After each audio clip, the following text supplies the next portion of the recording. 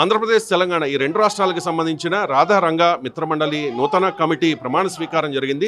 తూర్పుగోదావరి జిల్లా రాధా రంగా మిత్రమండలి అధ్యక్షులుగా నియమితులైన చిట్యాల రవి మనతో ఉన్నారు. రవి గారు, రంగా గారి గురించి మీ మాటల్లో.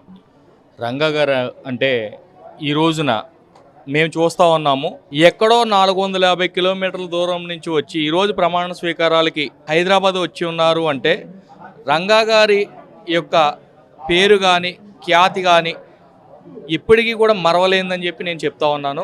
ఎందుకంటే ఈ రోజున ఇక్కడికి వందల మంది వచ్చి ఉన్నారంటే ఆయన మీద ఎంత అభిమానం ఉంటే ఈ రోజున ఇక్కడికి వస్తారనేది కూడా నేను తెలుపుతున్నాను.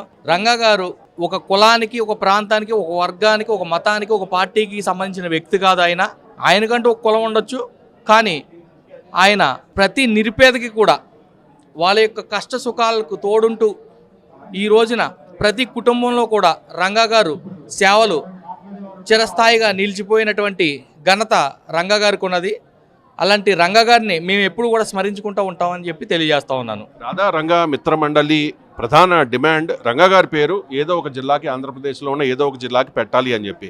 మరి చాలా డిమాండ్స్ వచ్చాయి. చాలామంది మీ అధ్యక్షులు కాళపాలెం బుజ్జి గారు కూడా చాలా ప్రయత్నం చేశారు, దీక్ష కూడా చేశారు. అయినా కూడా అప్పుడు ప్రభుత్వం కానీ ఇప్పుడు ప్రభుత్వం కానీ ఒక నిర్ణయం తీసుకోవడానికి ఎందుకు వెనకంజ వేస్తూ ఉన్నాడు? ఇప్పుడు రంగా గారు అనే పేరు పెట్టాలి అంటే ఆ జిల్లాలో ఉన్నటువంటి రాధారంగా మిత్రమండలి కమిటీ సభ్యులందరూ కూడా ఈ నిర్ణయం మీద ముక్తకంఠంతో చెప్తా ఉన్నారు, రంగా గారి పేరు కృష్ణా జిల్లాకు పెట్టాలని చెప్పేసి. అయినప్పటికీ కూడా ఏ రాజకీయ పార్టీ నాయకులు కూడా ఎలక్షన్లప్పుడు హామీ ఇస్తూ ఉన్నారు, ఆ హామీని దాటవేస్తూ ఉన్నారు.